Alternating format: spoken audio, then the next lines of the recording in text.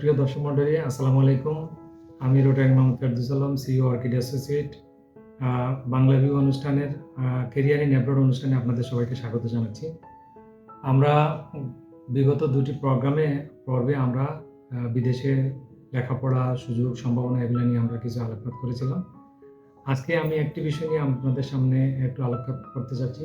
সেটা হচ্ছে আমাদের সাম্প্রতিক সময়ে বেশ কিছু এডুকেশন প্রোভাইডার, স্পেশালি পাথওয়ে প্রোভাইডারদের সিলেট থেকে যে স্টুডেন্ট নেওয়ার সাময়িক স্থগিতাদেশ, এটা নিয়ে আমি একটু আলোকপাত করতে চাই।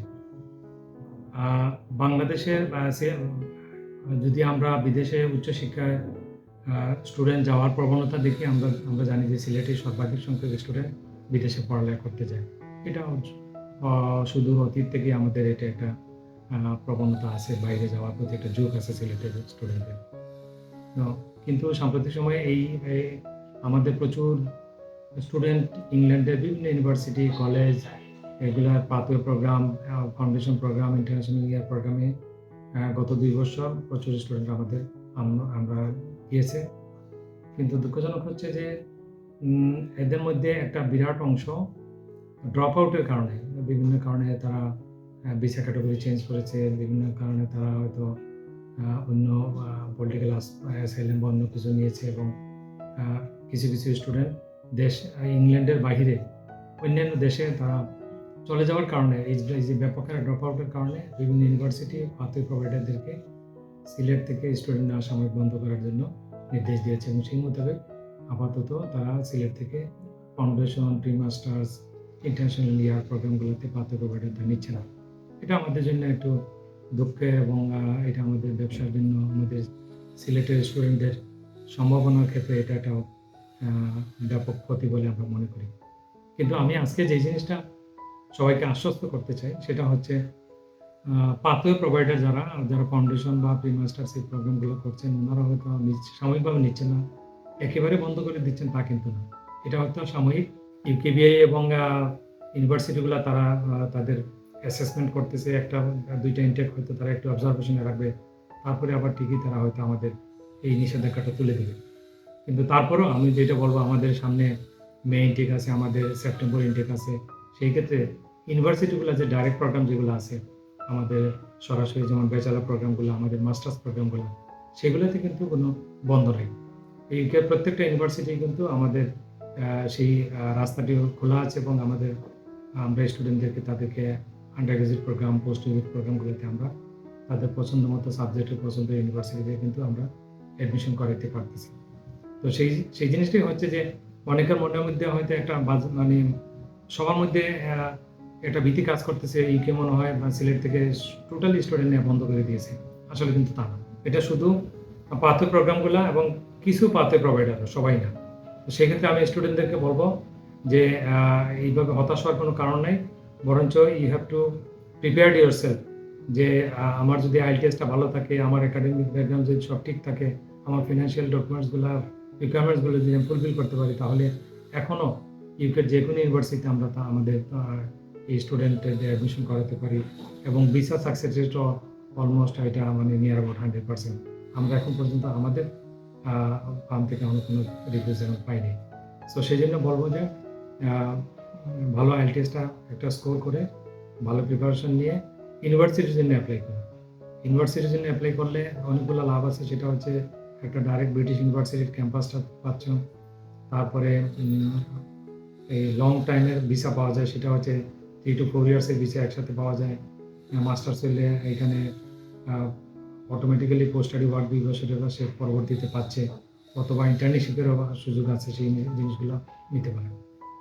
ইউকের বাইরে যদি আমি যদি বলতে চাই, স্টুডেন্টদের কিন্তু এখন গ্লোবাল অনেক অপরচুনিটি আমাদের সামনে আছে। আমরা অস্ট্রেলিয়ার কথা বলতে পারি, কানাডার কথা বলতে পারি। এই মুহূর্তে অস্ট্রেলিয়া, বাংলাদেশ যেহেতু কান্ট্রি লেভেল অ্যাসেসমেন্ট 2, সেই ক্ষেত্রে আমাদের স্টুডেন্টরা অতি সহজেই কোয়ালিফাই করতেছে এবং ভিসা পাচ্ছে, এবং খুব দ্রুত সময়ের মধ্যে Australian high commission visa process করতেছে, এবং সাকসেস রেট ইজ অলমোস্ট এটা 98-99% মতো। তো সেই ক্ষেত্রে আমি আমাদের স্টুডেন্টদেরকে বলবো, গার্ডিয়ানদেরকে বলবো, যে শুধু আমরা ইউকে না উপর ডিপেন্ডেন্ট না হয়ে, বা আমরা আরও যে সুযোগ সুবিধাগুলো আছে, আমরা কানাডার ক্ষেত্রে আমরা সুযোগগুলো কাজে লাগাতে পারি, আমরা অস্ট্রেলিয়ার সুযোগগুলো কাজে লাগাতে পারি, এবং যারা একটু লো টিউশন ফি চাচ্ছে, যাদের হয়তো ওই রকম হাই টিউশন ফি অ্যাফোর্ড করার ক্যাপাসিটি নেই, তারা হাঙ্গেরির কথা চিন্তা করতে পারে, ইটালির কথা চিন্তা করতে পারে।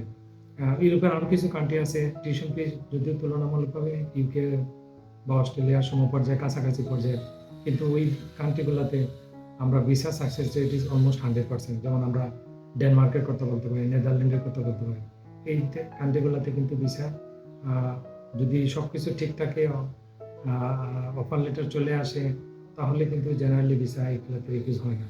তো জার্মানিতেও আমাদের সুযোগ আছে, আমাদের যে স্পেশাল পোস্ট গ্রাজুয়েশন প্রোগ্রামগুলোতে স্টুডেন্টরা টিউশন ফি ফ্রি টিউশন ফিতে জার্মানিতে অ্যাপ্লাই করতে পারে। যদিও সাম্প্রতিক সময়ে জার্মানির এই এমবেসিতে অ্যাপার্টমেন্ট নিয়ে একটু ঝামেলা হচ্ছে, যে মানে একটা লং টাইম লাগে অ্যাপার্টমেন্ট পাওয়ার জন্য, সেটা একটা সমস্যা। বাট আমি মনে করি এগুলো সাময়িক, এগুলো হয়তো কেটে যাবে, কারণ কোভিডের কারণে অনেক কিছুতেই পরিবর্তন আসছে, অনেক কিছুতেই বিভিন্ন সিস্টেমে কিছু ব্রেক হয়েছে, উলটপালট হয়েছে, সেগুলো আস্তে আস্তে ঠিক হয়ে যাবে।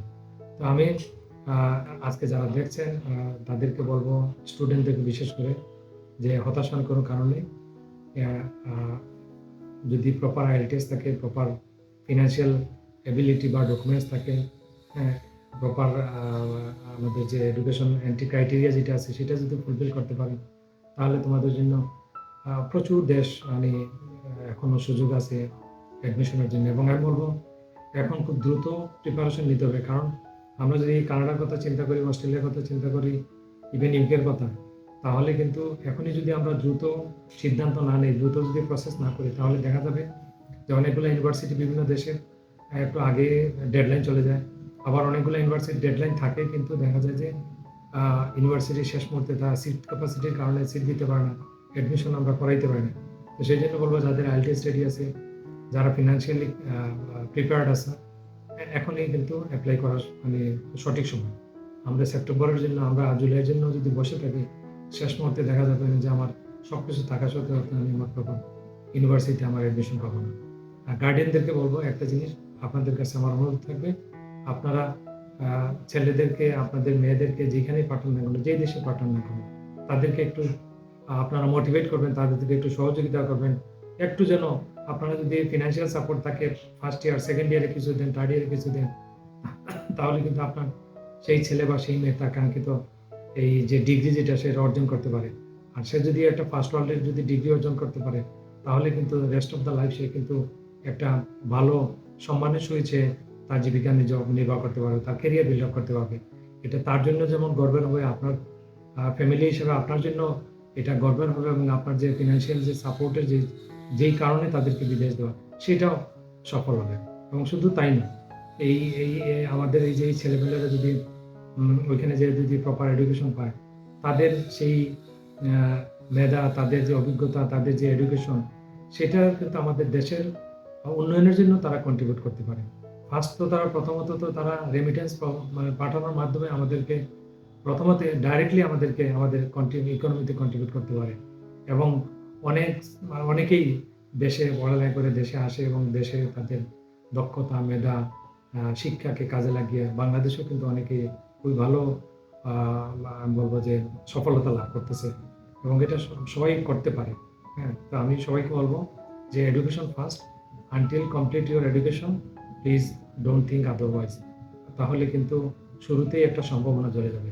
তো আজকে যারা দেখছেন সবাইকে আমার পক্ষ থেকে, এবং বাংলা ভিশনের পক্ষ থেকে, বাংলাভিউর পক্ষ থেকে, এবং অর্কিড অ্যাসোসিয়েটের পক্ষ থেকে আমি শেষে আবারও একটু বলতে চাচ্ছি যে আপনাদের যে কোনো পরামর্শ, যে কোনো ধরনের পরামর্শ, যে কোনো সময় আপনাদের জন্য আমরা অর্কিড অ্যাসোসিয়েট সবসময় সহযোগিতা করার জন্য প্রস্তুত আছি।